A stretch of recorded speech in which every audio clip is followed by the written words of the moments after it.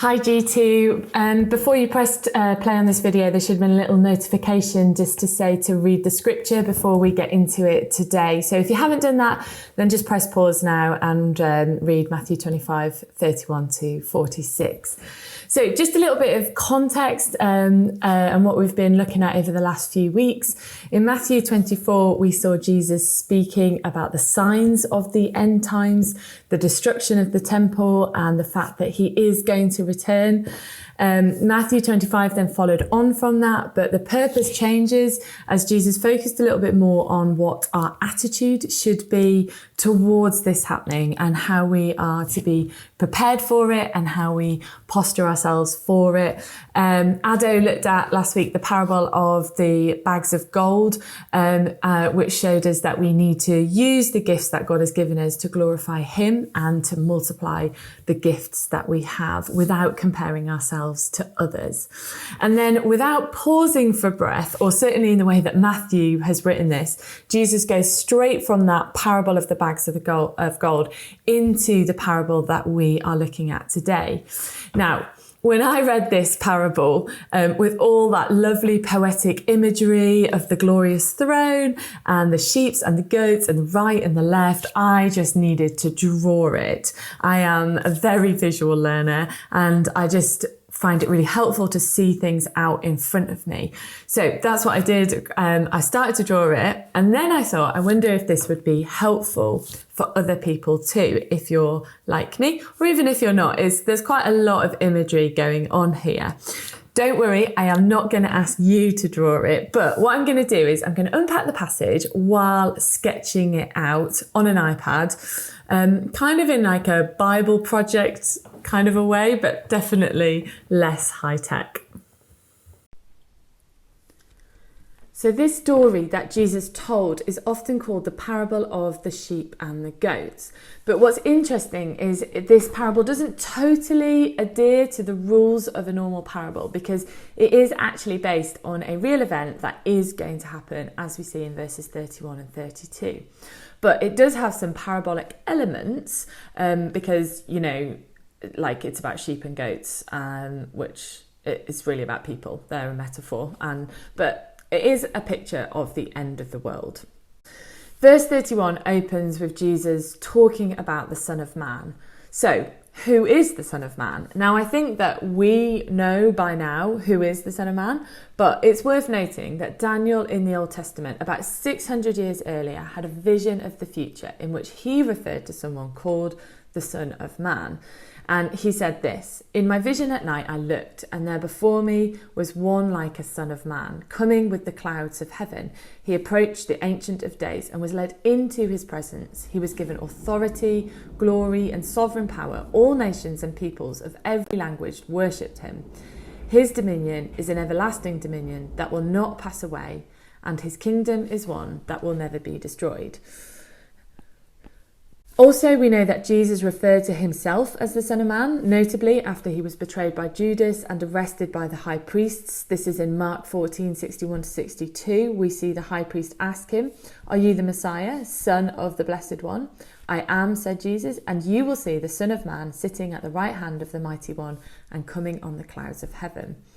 So in these passages, Jesus is clearly saying that at the end of the world, after his death and resurrection, he will come back as King of heaven and earth. And verse 31 says he comes in his glory, which is so hard to imagine what that possibly could look like for Jesus to come in his glory. But I'm pretty sure that means it's going to be visual. It's going to be clear that he has divine qualities. And I definitely think it's going to be incredible to see and experience. It will be like nothing anyone has ever seen before. So we've got this image of Jesus as the total authority of God, like Daniel said, and Jesus sits on his glorious throne. And in verse 32, we see all nations before him separated out. It says, like a shepherd separates sheep from goats. So all the nations, meaning the whole world, every single person in the world ever, not just at the point that Jesus returns, not the people that are alive then, but anyone who ever existed before the King of heaven and earth. 2 Corinthians 5:10 supports this, as it says, "For we must all appear before the judgment seat of Christ, so that each of us may receive what is due for the things done while in the body, whether good or bad." So the image we have here is of King Jesus, and he is being described as the judge sitting on the throne. But because we've got sheep and goats here, he's also being described as the shepherd, which we've seen before. In John 10:14, Jesus says, "I am the good shepherd. I know my sheep and my sheep know me. The Father knows me and I know my Father." And so, in the same way, the shepherd cares for his sheep. Jesus cares for his people. He is both the judge and the shepherd at the same time. And this in itself is pretty big, that every single person ever that has lived will stand in front of Jesus and he will know each one of them intimately and know all the things that they have done because he's the good shepherd who cares about them. Wow. But in this parable, it's not just sheep that are standing before the king. There are also goats. So why would a shepherd separate sheep and goats? They look pretty similar, probably even more so in the way that I'm drawing them. You might think that they are very similar creatures, but there are some key differences. Sheep are pretty passive, they're grazers, they eat at ground level, and they can be rounded up with ease, they can be herded with ease, they can be given directions and they will follow them. You could use the word compliant for them. I know not everybody loves that word, but what I mean by that is that they want to follow. They are great big softies and they trust the shepherd. Whereas goats are pretty much the opposite. They will browse for food anywhere, even in stupid places, dangerous places. They will eat nearly everything that they come across, but the defining trait for goats is their stubbornness. They are hard-headed. They are much more difficult to herd or give direction to. They just do what they like. So the shepherd will separate these two creatures out because ultimately the stubborn ones will just do their own thing and they will have no care for the master's commands. And Jesus says at the end of the world, this is how it will be with people. The people who know Jesus, the people who want to be with him and they follow him, they will go to his right side. And the people who have denied Jesus, who have chosen not to follow him or listen to him, they will go to his left side. And as we read on, we see that Jesus invites the people on the right, his sheep, into his kingdom. And he goes on to give some reasons behind their actions. He gives examples of all the times people have interacted with him personally. He says, "I was hungry and you gave me something to eat. I was thirsty, you gave me something to drink. I was a stranger and you invited me in. I needed clothes and you clothed me. I was sick and you looked after me. I was in prison and you came to me." But his followers, they don't recall these good deeds. They don't remember Jesus being in prison and they came to him. They don't remember giving him clothes. So they ask the question, "When did we do this?" And Jesus answered, "Whatever you did for the least of these brothers and sisters of mine, you did for me." And then from verse 41, we have what is almost the mirror image of everything we just read. Instead of an invitation to the kingdom, the goats are to stay outside of the kingdom, which is described as an eternal fire and punishment. It's an eternity without God. Again, we've got some reasons for this decision. I was hungry, Jesus says, and you gave me nothing to eat. I was thirsty and you gave me nothing to drink. I was a stranger and you did not invite me in. I needed clothes and you did not clothe me. I was sick, I was in prison and you did not look after me. And very much like the sheep, the goats are perplexed as to when these things were supposed to have taken place, because they also don't remember Jesus being in prison or being sick. To which Jesus replied, "Truly I tell you, whatever you did not do to the least of these, you did not do for me." I hope you like that little visual aid there. So Jesus uses this word least when he's talking about whatever you did do for the least of my brothers and sisters, you did for me, or whatever you did not do for the least of my brothers and sisters, you did not do for me. The original Greek word that was used here, probably more literally, could be translated as smallest, but I'm pretty sure we're not talking about the small people in our society. As a tall person, I mean no harm by that, but perhaps more like the weaker or the more vulnerable. So, or maybe like the least socially, as in people that are lonely, or the least financially, people that are in need of food and provision, or the least in health because they need looking after. And Jesus draws a connection here between these least people and himself. They are his brothers and sisters. Now, you might remember back in Matthew 12, Jesus talked about his mother and his brothers then.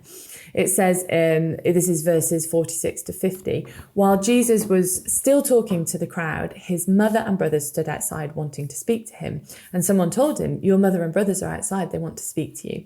Jesus replied to him, who is my mother and who are my brothers? Pointing to his disciples, he said, here are my mother and my brothers. For whoever does the will of my Father in heaven is my brother and sister and mother. So Jesus is saying that the people of God are his family, his brothers and sisters, as well as those that need a little bit of extra help. And I would imagine he's not only talking about his followers here, as in if for those people that are lonely and in need, if they've never been given a chance to know Jesus, then I think Jesus has got a great big heart for them, and that's who he's talking about.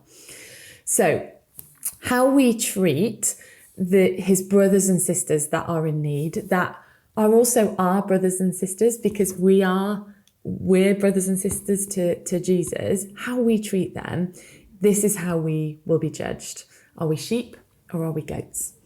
Now, it could be really, really easy to hear this and think that this means good deeds is going to give us that golden ticket into heaven. We might read this and think, well, it's what we do that matters. It's how we treat others. And that certainly is what Jesus is saying here. But we have to remember that alone doesn't fit with the full scope of Jesus's teaching, where he always brings it back to what's going on in our hearts.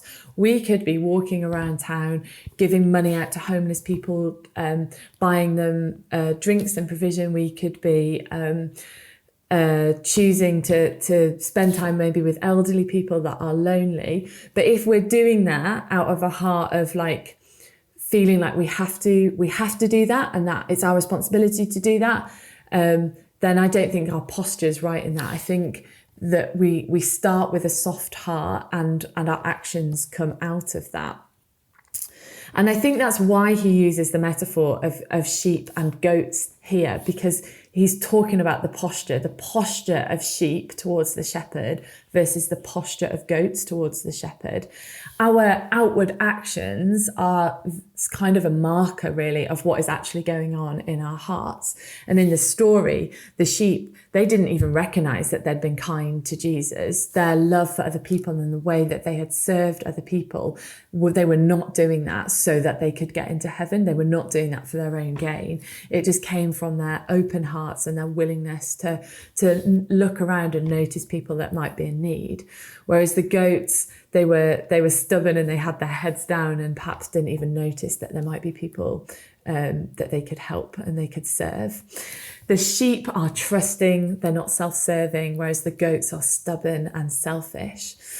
And so it's really helpful, I think, for us to think about how do we posture ourselves and then let our actions come out of that place. But I think it's both. It's, we can posture ourselves with a soft heart and then go, oh, that's it, my job's done. But I think let's be open to then what we might see and spot around us.